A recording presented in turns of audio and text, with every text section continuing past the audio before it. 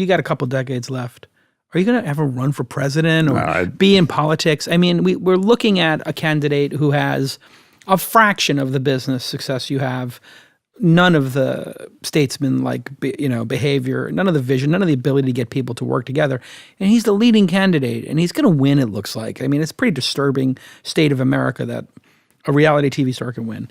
And you're sitting here, you've done some of the greatest things in business in the last couple of decades.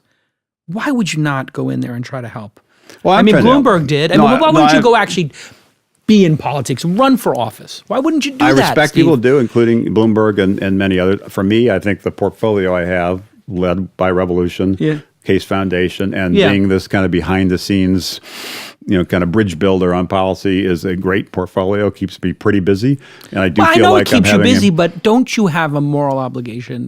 I'm doing my part. What are you doing? What are you doing to make the country better? I'm not qualified, Steve. You are. I appreciate that. You're very kind, but no, you're qualified. You're 57. You're young. I like my portfolio, and I want to be, a try. And I worked with President Clinton. I worked with President Bush, and now work with President Obama. I'll work with whoever the next president is. Hopefully. Would you take a cabinet position if somebody won? Let's say eventually, I'm focused on what I'm doing. If that would be a pretty amazing thing. I mean, you would be a great cabinet member. You're very kind, but I think at this point we DC? We need to end this interview because I don't like the direction it's going. You don't like me convincing you? I think we should be instead focusing on this book. Selling books. That's well, listen. The only reason I say this is I have a theory.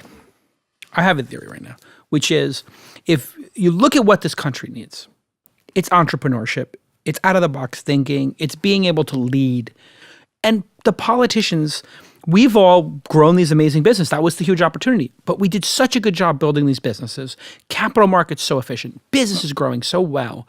The fact that this little tiny country with 300 million people has all of the global businesses out there, and there's very few truly global businesses that operate outside of their borders that are not American. It's very few. Well, that's not true. But we went down the list of the top 10 internet companies. I mean, how many come out of America on a per capita basis? My guess on the third wave, you'll see both regional entrepreneurs within the country and global entrepreneurs are playing much bigger roles. So I agree America is well positioned. I agree it can remain successful. The most innovative entrepreneurial nation, but I wouldn't get complacent. I wouldn't get cocky because there is. Well, that's what I'm saying. Is the government doesn't. If we don't get the government situation worked out, can we actually maintain this run? Sounds like you need to run.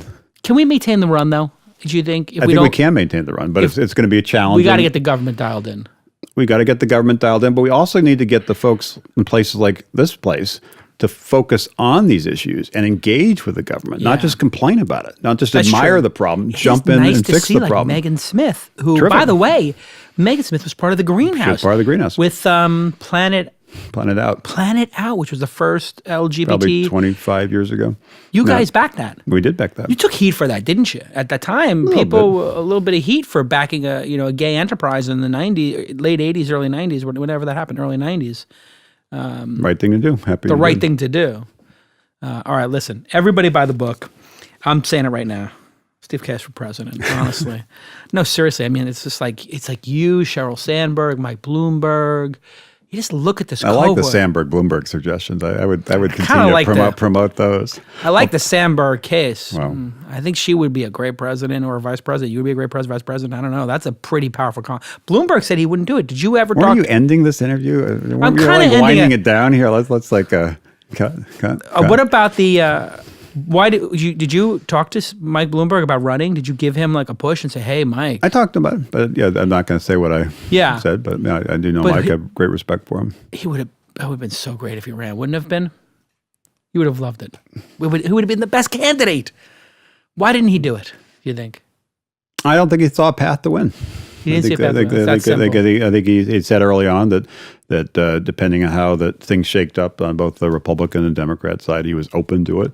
But he concluded, it sounds like a couple months ago, that there wasn't a path to victory. And so he said, I'm not going to do something unless I think it's going to work. And I don't think it's going to work. So I'll Are you publicly part of either party? No. So you're not publicly part of either party. You're an independent. I'm independent. Independent.